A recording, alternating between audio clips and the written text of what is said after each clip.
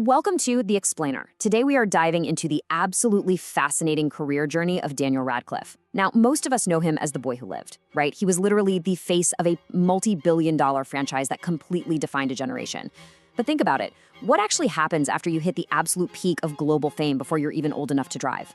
Well, today we're going to look at the incredible, highly deliberate, and honestly sometimes totally bizarre ways Daniel Radcliffe managed to reinvent himself, going from a beloved child star to a fiercely independent, critically acclaimed actor.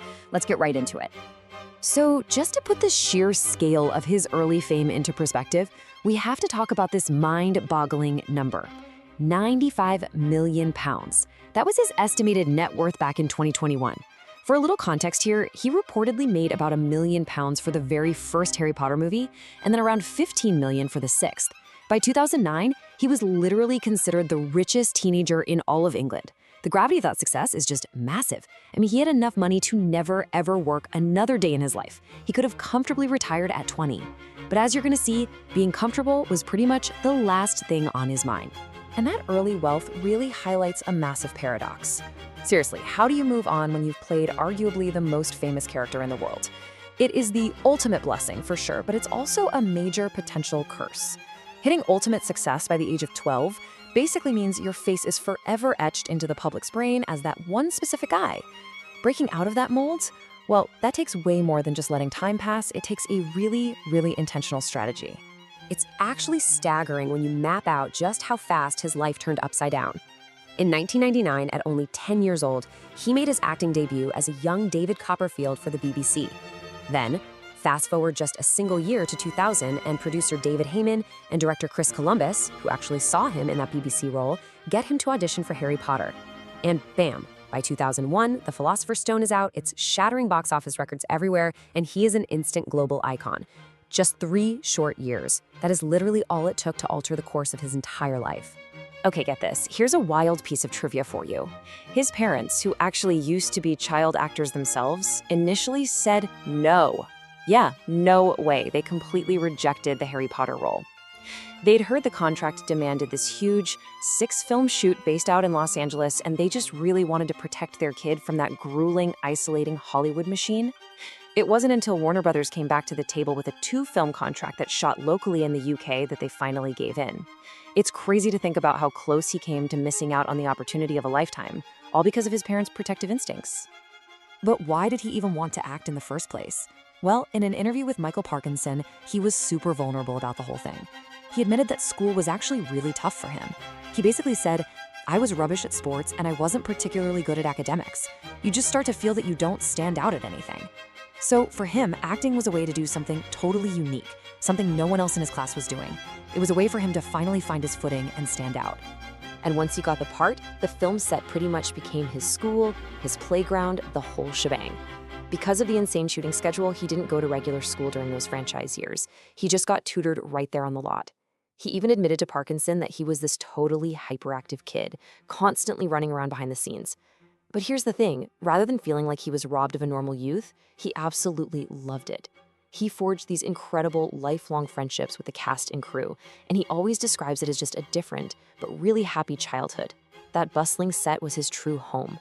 But, as he got into his late teens, Radcliffe knew he had to actively shatter that innocent, family-friendly image if he ever wanted a career outside of Hogwarts. So he took some massive, massive risks.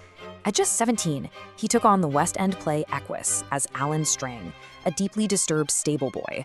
And yeah, that role required him to perform completely naked on stage. Right around that same time, he also starred in My Boy Jack, which is this incredibly heavy, tragic World War I drama where he plays a young officer leading soldiers to their deaths in the trenches. I mean, the contrast between the boy wizard and those roles, it couldn't be sharper. And this wasn't an accident. His mindset was highly intentional. When Michael Parkinson asked him if he was trying to deliberately distance himself from Harry Potter, Radcliffe shot that down. He said, "It's not so much distancing, it's just about trying to make as many people as possible see me as an actor rather than a character." It was a completely calculated strategy for Reinvention. He loved playing Potter, but he knew he had to prove he actually had real range. Of course, jumping into a heavy, controversial stage play like Equus is absolutely terrifying. He actually went to his Potter co-star, the legendary Gary Oldman, for some advice about doing the naked scenes on stage. And Oldman's advice was just brilliant. So funny, but so practical. He told him, the first night you'll be terrified. The second night you'll be terrified. Then after that, you won't care. And Radcliffe found out that was exactly true. Sometimes you just have to take the leap, embrace the risk, and let yourself get used to the exposure. Now, you might be thinking Warner Brothers would be sweating bullets over their golden boy taking on these dark, very adult roles while their mega franchise was still making billions. But actually, behind the curtain, the studio wasn't overly protective of his family-friendly image at all. They completely supported him. They knew that him tackling complex stuff like Equus or My Boy Jack would obviously drum up tons of publicity, but more importantly, it was going to make him a significantly better actor when he came back to finish playing Harry. Escaping the wizarding world wasn't always a smooth ride, though. Radcliffe shared this hilarious, totally bizarre story from his time doing Equus. So one night, J.K. Rowling herself is sitting right there in the audience. And right in the middle of this super dark, intense, psychological scene, a fan literally throws a fake stuffed owl onto the stage. Radcliffe said he felt this moment of pure panic, thinking for a split second, oh no, please don't let that be her throwing it.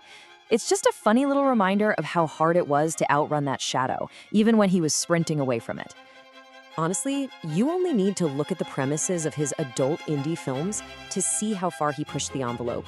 He embraced the weird, big time. We're talking playing a literally flatulent corpse that gets used as a multi-tool in Swiss Army Man. He played the legendary accordion-playing parody musician in Weird the Al Yankovic Story.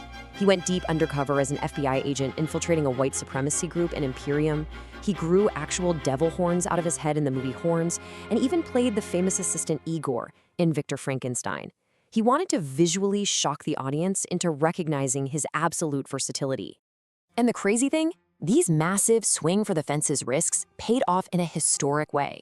Think about his early career. He's winning MTV Movie Awards for Best Hero and Best Kiss for Harry Potter. Very classic teen idol stuff. But look at his adult career. He recently took home the highly prestigious Tony Award for Best Featured Actor in a Musical for Merrily Re-Roll Along. And he snagged a Primetime Emmy nomination for playing Weird Al.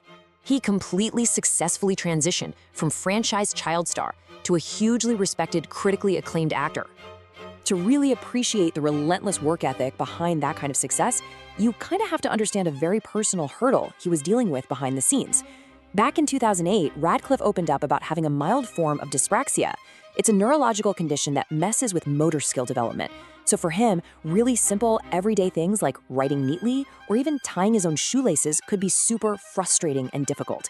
It adds this incredibly human, vulnerable layer to the multi-millionaire superstar image. He wasn't just naturally gifted at every single thing. He had to work incredibly hard to overcome his own physical hurdles just to do his job. And what's also amazing is how he completely dodged the whole child star curse. Instead of falling into those notorious pitfalls, he just chose a super low-key life, and he quietly uses his massive platform to actually do some good in the world. He even won a Hero Award for his dedicated advocacy with the Trevor Project, which does crucial suicide prevention work for LGBTQ youth. He took the magic he was handed and used it to make a real-world difference. Honestly, maybe the most remarkable part of this whole reinvention story is that he doesn't hold an ounce of resentment toward his past. It would be so easy for a guy desperately trying to be taken seriously as an adult actor to just completely reject his childhood fame. But he totally embraces it. He said, "I've been given a much better perspective on life by doing Potter." He holds immense gratitude for it, because that early success gave him the total financial and creative freedom to be as bold and daring as he wants to be today.